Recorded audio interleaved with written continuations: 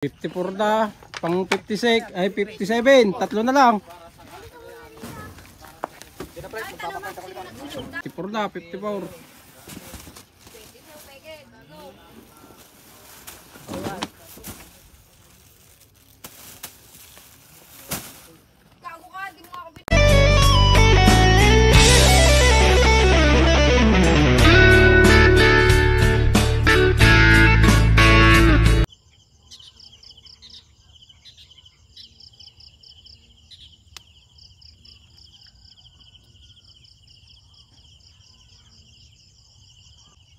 Morning mga kabukid, pang 33 days na po ngayon itong aming pechay nila Ma'am Flor and Sir Manny.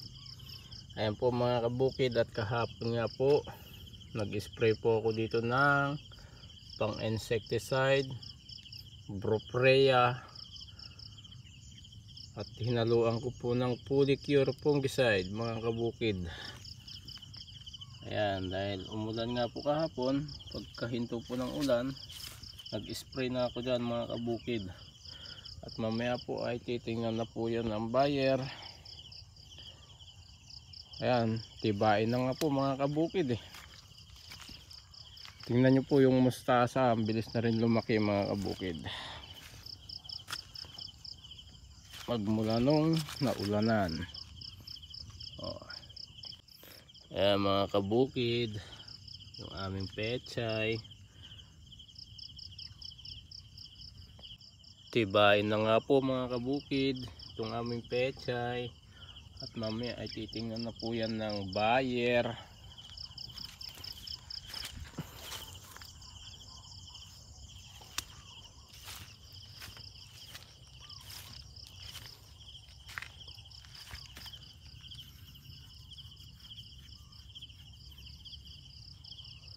Kahapon nga po nag-spray ako dito ng pang insecticide na Brofreya. Hinaluan ko po ng Polycure para hindi tuluyang maglusaw yung dahon ng pechay. Ayan mga kabukid, pang 33 days po ngayon.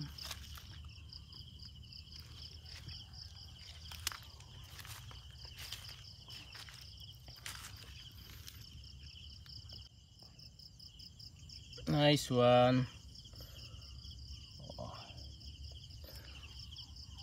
Huwag lang po natin pababayaan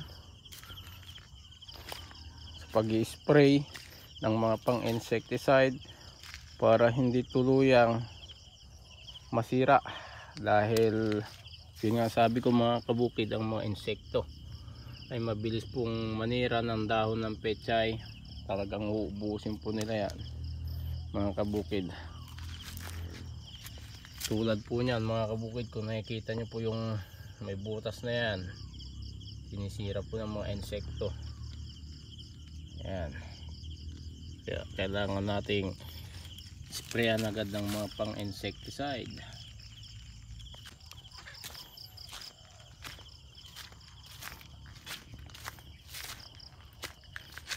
At ito namang mustasa natin mga kabukid, ayan, mabilis na rin lumaki magmula nung naulanan, napatubigan.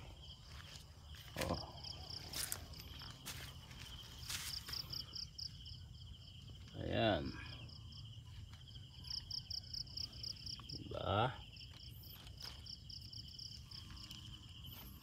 Yun nga po ang sabi ko mga kabukid, ay malalaman mamaya sa buyer kung ipapaharvest niya na to or mag-aantay pa ng mga ilang araw para lumaki pa yung iba mga kabukid.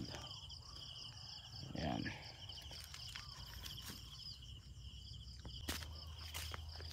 Ito naman yung mustasa kabukid. At ito po yung karagdagan nun mga kabukid, yung andun sa baba ng mustasa, at meron pa po dun sa kabila.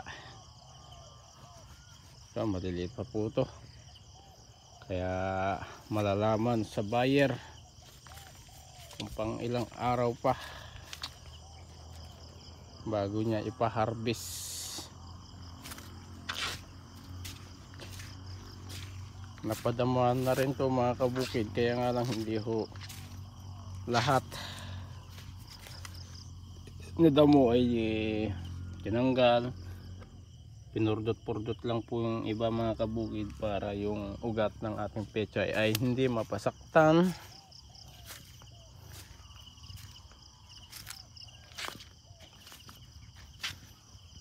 Sarap yung pechay mga kabukid, panglaga, yung maliliit, lagyan ng sardines, lalo na pag may karne ng baboy. Yan mga kabukid.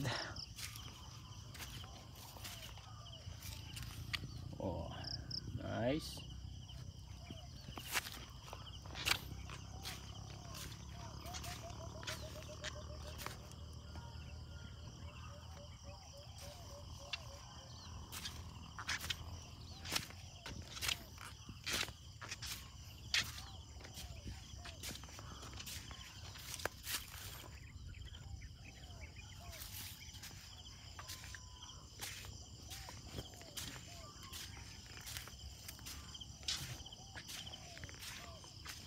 At ito pa po yung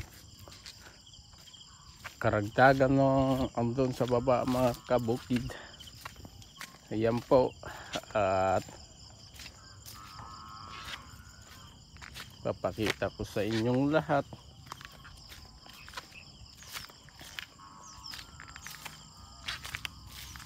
Alright.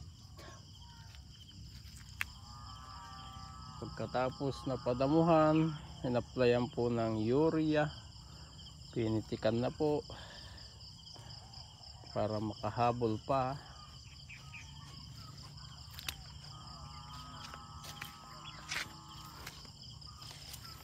Halos tibay na nga po mga kabukid at malalaki na din.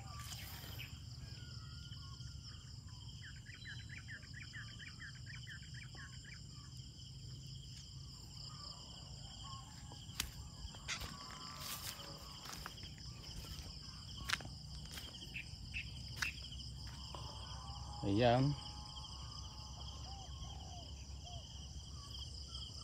Yung andun pa sa kabila.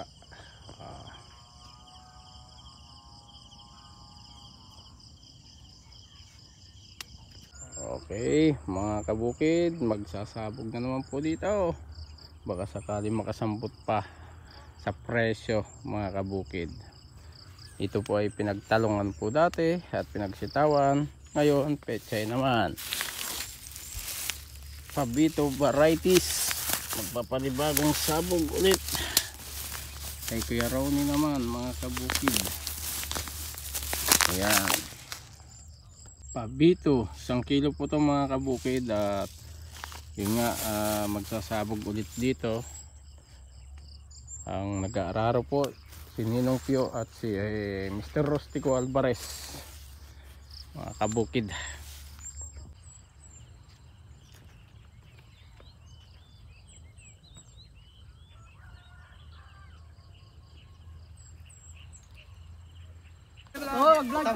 Dito po yung mga naggugwapuhan.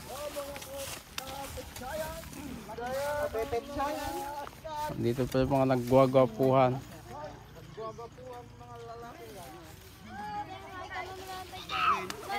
Yan pala sila. Hiwa-hiwalay daw.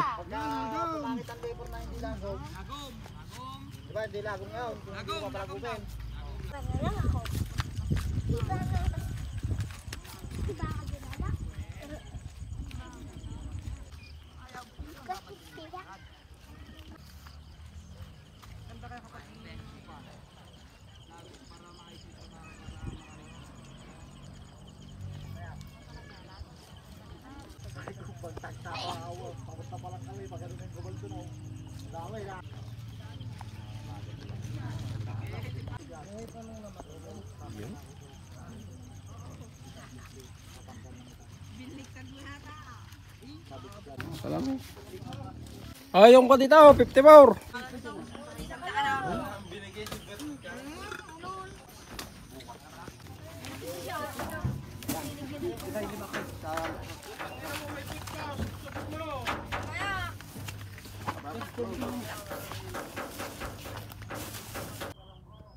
Ayan mga kabukid, at na-harvest na po.